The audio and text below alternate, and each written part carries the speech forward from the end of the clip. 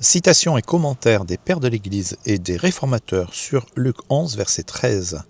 Si donc vous qui êtes mauvais, vous savez donner de bonnes choses à vos enfants, à combien plus forte raison le Père Céleste donnera-t-il l'Esprit Saint à ceux qui le lui demandent.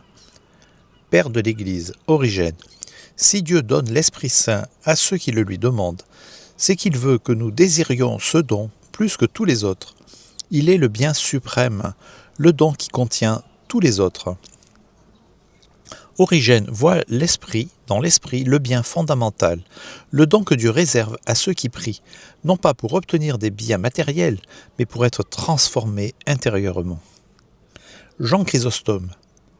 Citation, il ne dit pas « il vous donnera de l'or, de l'argent ou des vêtements », mais bien l'Esprit Saint, pour que tu comprennes que tu dois demander ce qui est utile, non ce qui est superflu.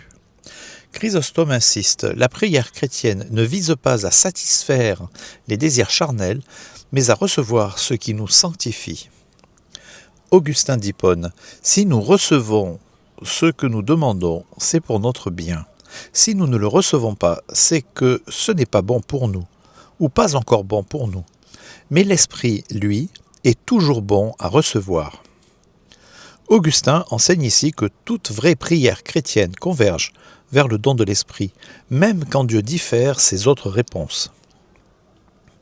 Les réformateurs, Jean Calvin, le Christ nous enseigne ici ce que nous devons surtout demander à Dieu, non pas des richesses ni des honneurs, mais le don principal, c'est-à-dire l'Esprit Saint, sans lequel nous ne serions même pas bien prier.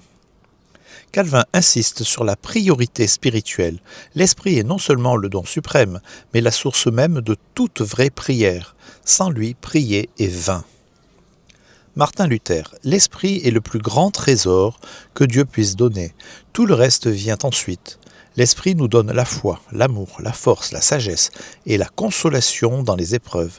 C'est pourquoi Jésus nous invite à le demander sans relâche. Pour Luther, Dieu ne répond pas à toutes les prières, sauf à celles qui demandent l'Esprit.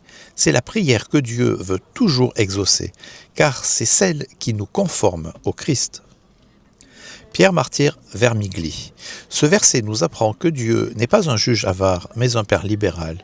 Il ne nous donne pas seulement ce que nous demandons, mais ce que nous devrions demander, et que souvent, dans notre ignorance, nous négligeons, son esprit. Synthèse théologique et pastorale. Ce verset exprime le cœur même de la prière chrétienne.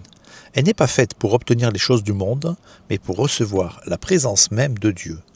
Pour les pères comme pour les réformateurs, l'Esprit Saint est le don par excellence, qui contient tous les autres, foi, amour, persévérance, sagesse, espérance, courage, sanctification.